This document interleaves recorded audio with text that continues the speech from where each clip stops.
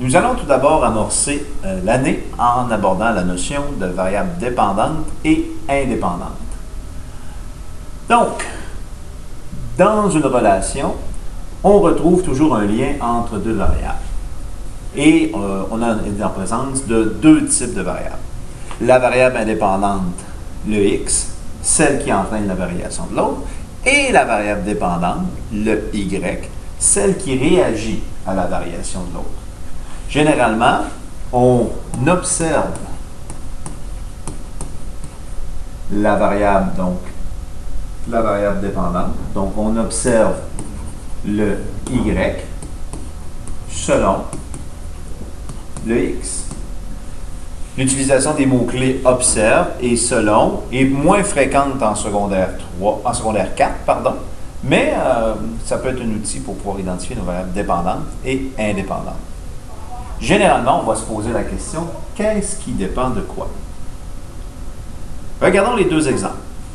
Le premier, l'espace disponible sur un disque dur d'un ordinateur et la vitesse de son processeur. Les deux variables en présence, on parle de l'espace disponible et la vitesse. Qu'est-ce qui dépend de quoi? On observe la vitesse selon l'espace disponible. Donc, on observe la variable dépendante, la vitesse, selon l'espace disponible.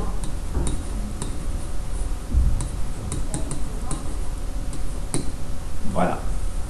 Donc ici, on n'a pas le mot-clé selon observe, mais on peut essayer de se formuler cette phrase dans notre tête. Deuxième exemple, le nombre d'arbres feuillus sur un terrain et le temps nécessaire pour ramasser les feuilles à l'automne.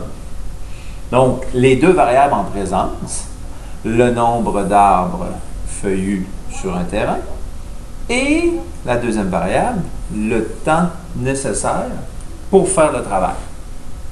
Si on se pose la question, qu'est-ce qui dépend de quoi? On peut dire le temps nécessaire dépend du nombre d'arbres sur son terrain. Alors, le temps, ici, dépend.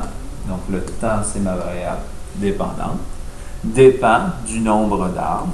Donc, ma variable indépendante, nombre d'arbres sur le terrain.